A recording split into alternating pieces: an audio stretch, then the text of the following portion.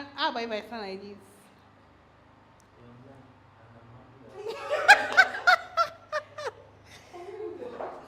Hi, hello everyone. My name is Nia, and I'll be sharing with you switching insights.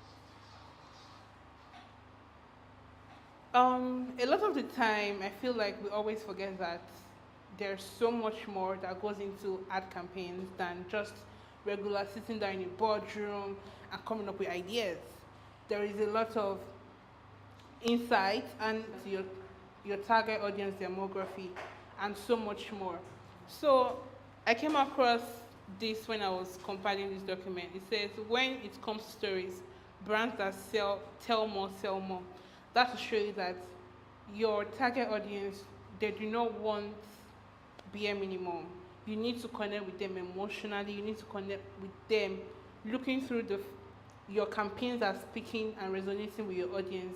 They do not have a reason to feel disconnected at any moment, and your campaigns will give you a recall, which is one of the most important features that you look out for when you are making campaigns. So, insights. A successful advertising campaign moves and inspires, resonates deeply with a brand's target audience. And insights gives you the power to reach out and touch consumers in the ways that you cannot imagine. Insights are sparking the most creative ideas in marketing. Here, we take a look at few iconic ads with their insights at once. But first, what really is insight? Insight is not information, it is not observation, and it can be compiled. Rather, it's the ability to understand people and their behavior in a very clear way. If you have, and that's why when your insight is clear, when your behavioral pattern of study is clear, you can be able to see through people and how they interact, that at the end of the day, when you are bringing out a campaign, it resonates with everybody on every level. So this is the most iconic thing I think I came up with when I was working on this. It is an hidden human truth because insight takes you into the soul of your target audience. It allows you to see them and it also allows you to be able to perceive their needs, their problems. It gives you a picture perfect of their reality. So you might see me on the road and I'm walking and you don't know anything about me. But when you are developing an ad campaign and you are looking towards speaking to me, then you start studying me as a TA. You start looking at, okay, what makes Nia happy? What are the things that she likes to do based on what your product or service is supposed to offer me? And that's hidden human truth. You find it. Hence, insight is the bridge that connects consumers to the brand that feels like them. So, the next slide is the campaigns we'll see next are campaigns that the insights were the most simple things, the most simple daily living that inspired these campaigns, and then you made it sell out. So when it comes to advertising, insight is king. Although strategy and execution is very, very much important, but without insight, there'll be no foundation for both strategy and execution. So at the London 2012 Olympics, Nike launched the campaign Find Your Greatness.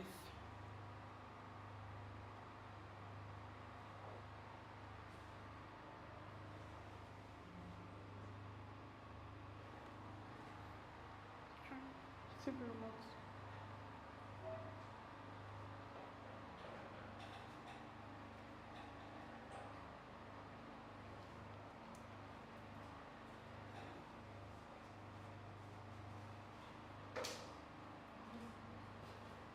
They're all in this one. So, okay, in January 2019, there was the Nigerian soft drink market experienced a huge competition with an indigenous brand coming to light, and that was Biggie Cola. So Biggie Cola was launched in 2015 because I remember that I was still pretty much in school then, and Biggie was even like something that everybody thought of as the option, not because they wanted it, it was just that option. So in 2019, there was competition in the soft drink space between Coca-Cola and Biggie Cola. While the 50 cl bottle of Coke was sold at 150, Biggie Cola introduced their 60 cl bottle at 100 naira.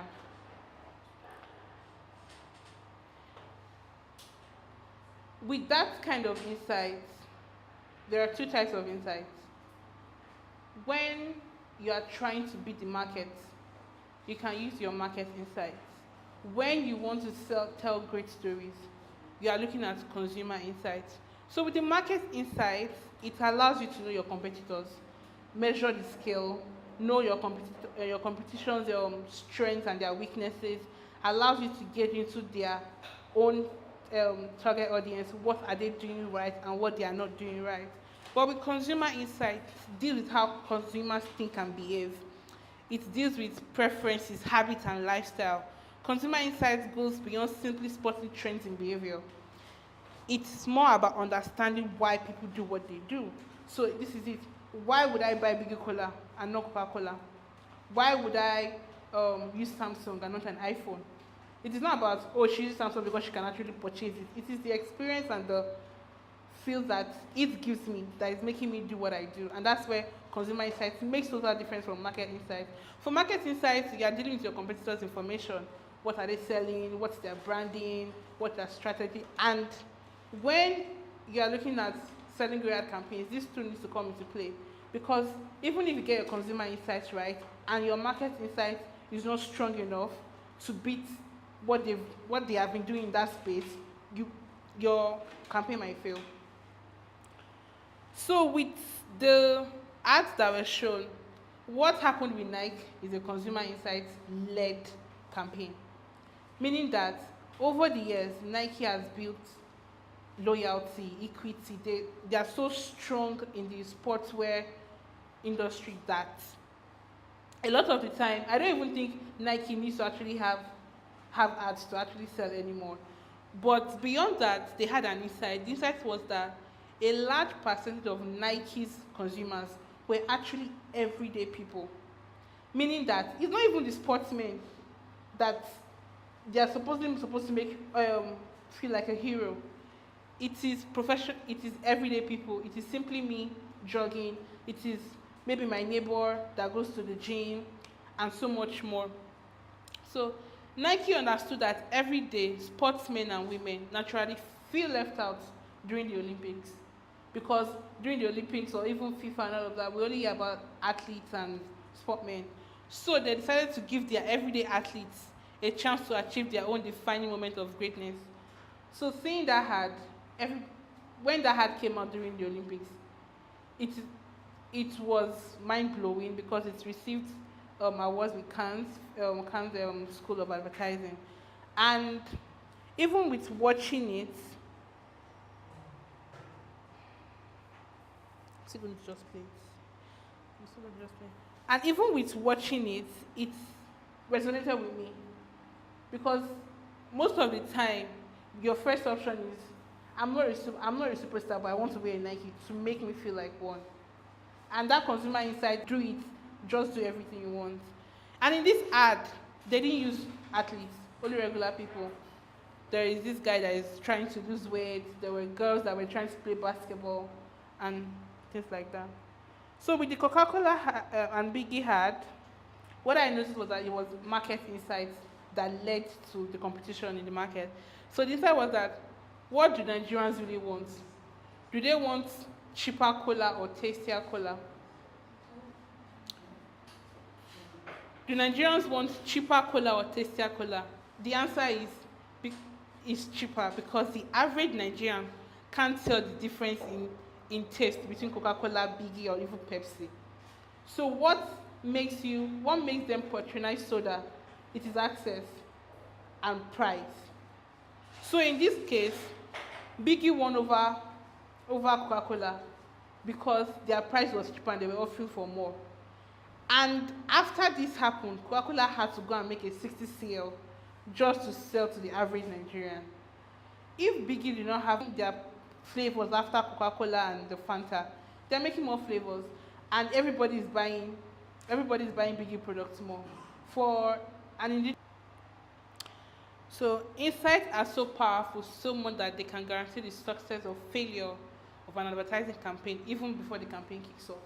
Right from your boardroom, right from your boardroom, you can say, okay, this is not going to make sense. Not because you you can see the future, but because when the knots of your campaigns are not tying together, you cannot achieve the results you desire. Why do you need insights? Number one, your big idea is the umbrella of your whole entire campaign.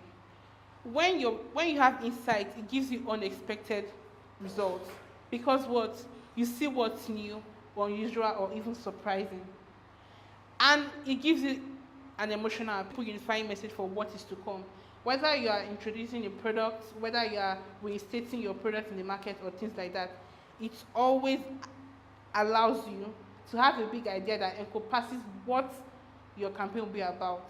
And when these three you recall, it could be the trigger for something unexpected. When you are trying to launch a campaign, the most simple word that might come out from your teammate member is highly important because that might trigger what you need to drive your campaign. It might trigger what you need to go and find out about.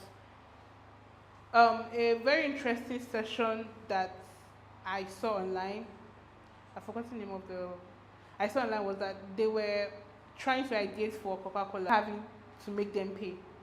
So they say you ride for more, that kind of thing. So now if you ride this particular kind of vehicles, Coca-Cola pays, and that's how Coca-Cola helped them with it. Big idea is your brand story. A lot of the time, when crafting an authentic brand, all the ideas you have, let it fit into what makes your brand story. Because at the end of the day, your story is not just for products and services, but for the customer sentiment it sparks. It is also many consumers in how you craft your message is what makes them buy your brand. Lastly, tell the others about the problem through a story, ideally a person. Storytelling now comes in here because you are not telling them their solution, but looking through a person's mirror. And one thing sells, it's more like referrals and testimonials. Imagine somebody saying that, oh, I started using this thing 2 months ago, and now I'm at this point. The insight there is that there is one person that it is working for. So if it can work for that person, it can work for a couple more people. Another reason why you need insight is for your brand strategy and development. Insights play a huge role in your marketing and sales strategy because that's your 5 W's and H. That's your what, who, where, when a jury. Who are you selling for? Are you selling for men or women? When you go out for your market insights, your market research, because they are taking cognizance of everything that needs to appeal to that person, it answers this question because your insights let you know how that person would buy it. Would the person work in store or buy online?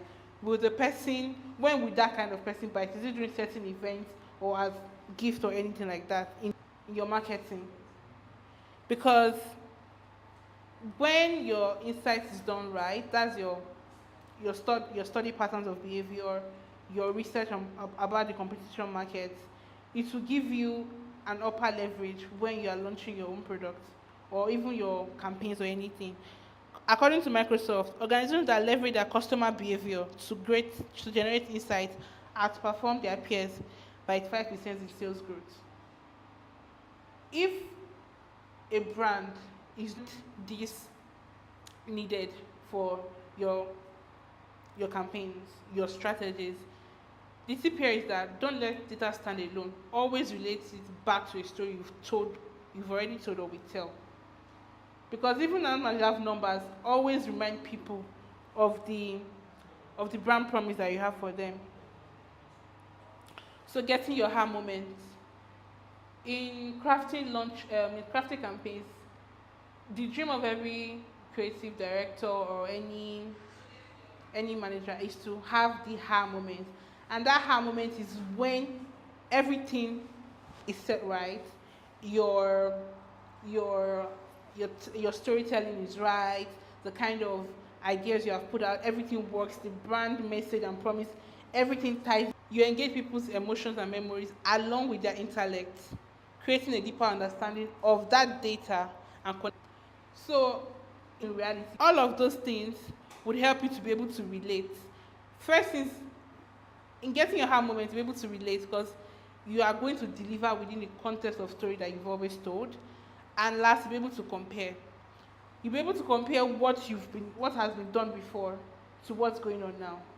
And when you are being able to do that, you can find out areas where people are not like exploring. You can find out where people are not paying attention to. Like, main benefits of I'm using the insight as data is to create intelligent, actionable insight into campaigns.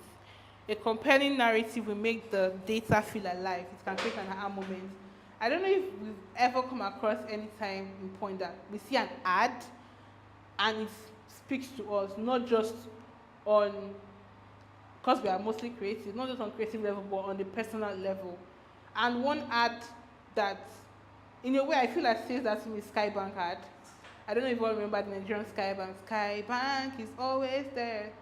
When that campaign came out, everybody loved the campaign. Why? There was one unique thing that I noticed about the campaign during this research. It had different age groups. And it's limited. It's like the banking industry used to be limited to, oh, it's only for adults. But then, like younger ones were like toddlers, young kids were in that campaign. And it's even now that I'm saying that, oh, this was why I loved the campaign as a child. Because I saw a fellow age mate in the campaign. And that is how we know that there was so much work that was put into getting that done the right way.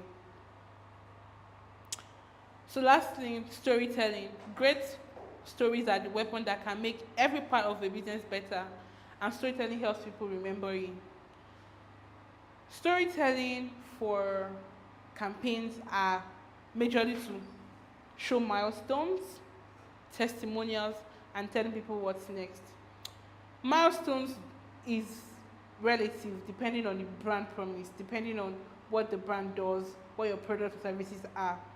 But it allows you to celebrate the things that makes your brand connect to people. It also allows to celebrate your TA.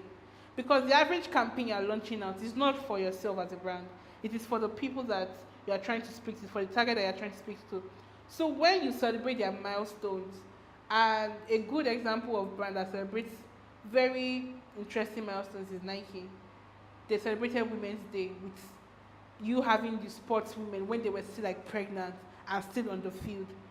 Yes, it is a regular thing to be to see a Nike ad, but what made that celebratory for women in sport was that it's actually on the regular harder for women in that field to actually like conceive because of the kind of workout and they do and things like that. So it spoke to them. Testimonials. It also shows your growth. Who are the kind of people that support your ideals, who are the kind of people that your ideas speak to, your products speak to, and shows the world. Then lastly, what's next? Those are allowed to tell your people, your TA, your consumer, that this is what we have next for you. It gives them an information that is supposed to be inside but sells on the outside. So your stories have to be relevant, personal, and memorable for the target audience because those are the people that you are creating this for. You are not creating to sell yourself. You are creating for a brand recall. And when you resonate, you having all of this in perspective, it's easier for you. So I said, even if the story is perfect for astrophysics, the same story will not work for an accountant. So a lot of the time, when we are creating things, there is no one fits box in marketing. There's no one size fits all. What works for A might not work for B. Lastly, stories have always been an effective means of conveying information while capturing imagination. Stories told with insights and emotions are much more effective at conveying a message to target market and inspiring action. Thank you for joining me. I hope you've learned something with this little presentation. Hope to see you soon. Bye.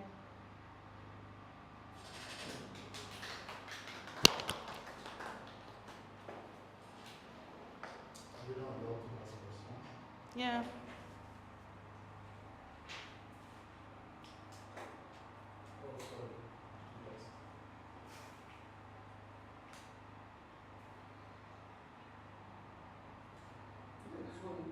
Questions, what you think, your thoughts, yeah, feedback.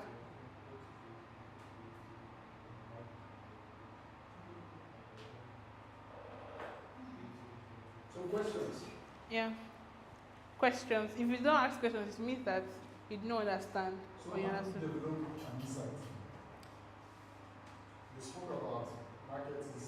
And consumer insights.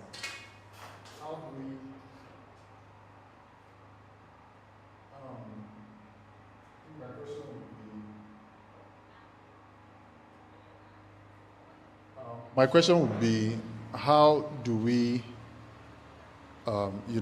develop insights, market insights, consumer insights, and how do we ascertain that we have valuable insights? Okay. Does that make sense? Yeah. Yeah. Another question? So I can take it all at once. Okay, so for market insights, whether the brand is new or it's existing, because you are trying to measure competition, the kind of things you put in place is pricing, product, place, the 4 P's: pricing, product, place, people. That means that you are going to find out what is the price, average price range, which people are buying the average price range, and what does my product have to offer. When your market, during your market, for you to do your market insight, it is more like you have to send out foot soldiers to bring back information for you. You have to experience the other competitions, whether it's a service-based product or it is like a physical product. You experience them, and then you are able to explore the kind of service they provide and how your own brand can do better. And most of the time, what people do is that, I think in most international countries, I don't know the practice in Nigeria, they actually have people that are engaged in surveys, like not the creative team in-house. They employ people, regular people, ask them to, okay, please do this for us, and we'd like your feedback. So most of the time, the research is mostly like either open-ended questions, like interviews, or they tell them to go to the field and come back and tell them what their experience was. So when a regular person goes out, coming from a very objective angle, and brings you back information, you can be able to access that this is valuable, because it is not the in-house team that is trying to cloud what they might think is right or wrong based on sentiments of competition. That's for market insight. And then for consumer insight, it is mostly behavioral study, watching behavioral patterns. What would make a broke person save so hard to buy an iPhone? What would make a typical Nigerian girl say that I want to buy a Zara slippers? It is about the feels that comes from it. For some people, they might not have the money, but the fact that that product speaks to them emotionally, then it appeals to them. The product might be solving a problem of emotional, like sense of belonging, sense of wealth, or maybe like even a sense of security. For some people, having a pet is a sense of security for them, because they have something that, like people that actually keep dogs, not because, okay, I like this dog breed. No, they want to have a dog because when somebody strange is around the environment, it can alert me and things like that. And consumer insight also deals with a lot of asking the most simple and annoying questions. It goes like, oh, you like ping pong, why do you like it? And people like, it's nice. No, it cannot just be about it being nice. How long have you been licking ping pong? Why not try bond or something else? That's how you know. And always, your insights do not come from the team. It doesn't come from the meeting that you had with the maybe the agency or the product manager or whatever. It comes from what the people that you're trying to sell to say and how they react. Okay, and then just one addition. I remember we spoke about the Coca-Cola campaign. I think that happened in Norway, right? The Right for Yes. Pay campaign thereabouts. The insight was actually that the life expectancy of the people in the country had risen so high. And from research, they observed that if people could just cycle more, Yeah. it will be a form of exercise, and then they can address the life expectancy decline. So that was really the purpose for the campaign. I think we mixed some things up, but I thought that was brilliant, pointing that out. Any other question?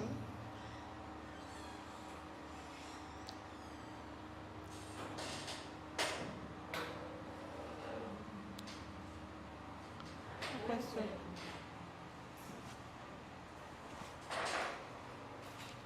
I like the bit you mentioned about the difference between consumer insights and then market insights.